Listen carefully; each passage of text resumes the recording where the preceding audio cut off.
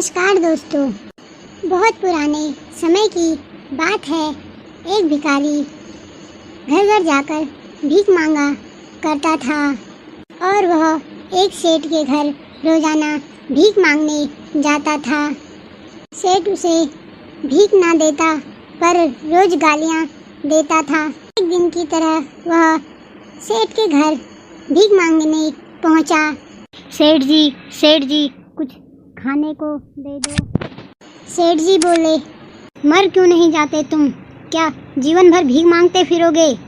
और कभी कभी तो सेठ जी का गुस्सा इतना बढ़ जाता वह उसे धक्का भी मार देते।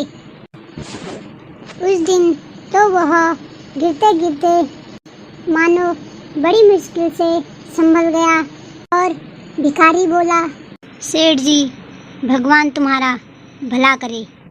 यह सुनकर सेठ अचंभित रहता है, मन ही मन सोचता है, मैं रोज इसे इतनी गाली देता हूँ, धक्का तक मार देता हूँ और भीख में कुछ भी नहीं देता, पर यह ऐसा क्यों कहता है, भगवान तुम्हारा भला करे।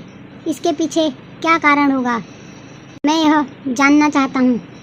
भिखारी वहाँ से चला जाता है। क्यों ना मैं भी भिखारी के पीछे पीछे जाता हूँ, आखिरकार यह ऐसा क्यों बोलता है। और वह अपने घर की ओर चलता है और चुपके चुपके सेठ भी उसके पीछे आ रहा था। वह घर के सामने पहुंचता है। अब वह रामनाथ के घर पहुंचता है। रामनाथ जी, आज सुबह से घूम रहा हूँ पर किसी ने एक रोटी का टुकड़ा ना दिया। घर में कुछ बासी हो तो एक टुकड़ा रोटी दे दो। रामनाथ जी बोले, चले जाओ यहाँ से, इससे पहले कि मैं तुम्हें मार मार कर भगाऊं।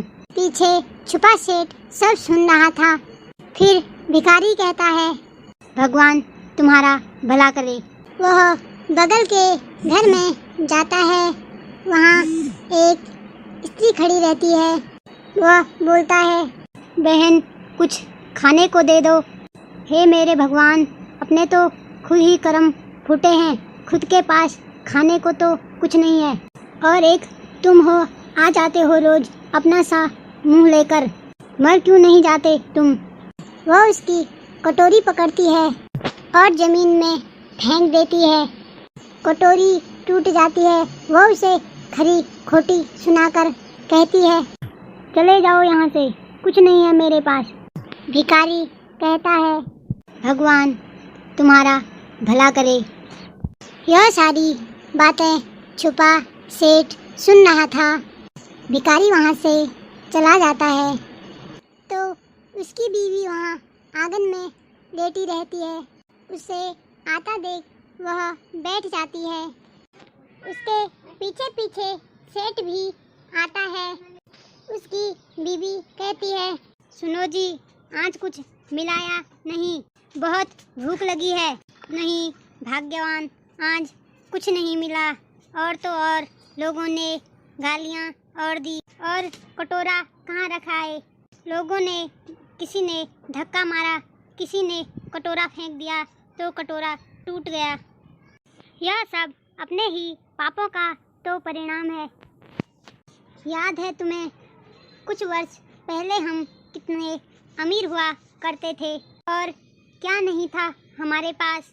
तो भाग्यवान, याद है तुम्हें वो अंधा भिखारी। उसकी बीवी सर नीचे करके कहती है, हाँ जी मुझे सब याद है, कैसे हम उसका मजाक उड़ाया करते थे, कैसे उसकी कटोरी में रोटियों की जगह कागज रख दिया करते थे, और कैसे हम उसे जलील किया करते थे।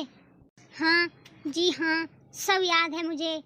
मैंने भी कैसे उसे राह ना दिखाई और वह नाले में जा गिरा और उसने हमें बद्दुआ दी। उसका फल आज हम भोग रहे हैं। पर भाग्यवान, फिर भी मैं किसी को बद्दुआ नहीं देता, चाहे मेरे साथ कितना भी कठोर व्यवहार क्यों ना हो।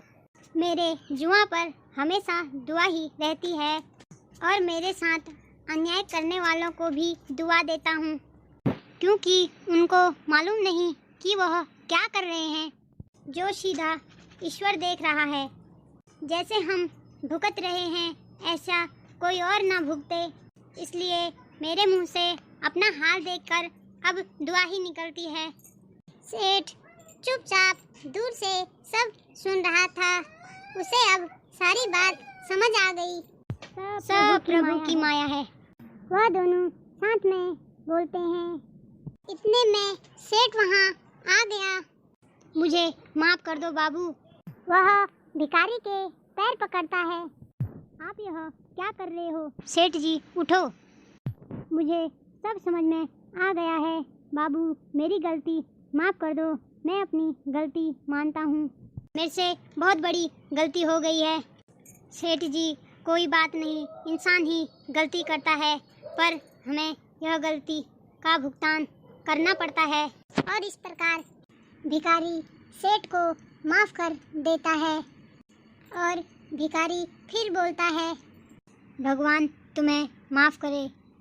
तो दोस्तों, हमें इस कहानी से यह शिक्षा मिलती है, इंसान तो दुआ या बद्दुआ देता है, पर उनको पूरी तो वह परमपिता परमेश्वर सबके द्वारा किए गए कर्मों के हिसाब से ही करता है। तो दोस्तों, आशा करते हैं आपको यह कहानी पसंद आई होगी। ऐसे ही नई कहानी सुनने के लिए हमारे साथ बने रहें। Bye bye bye.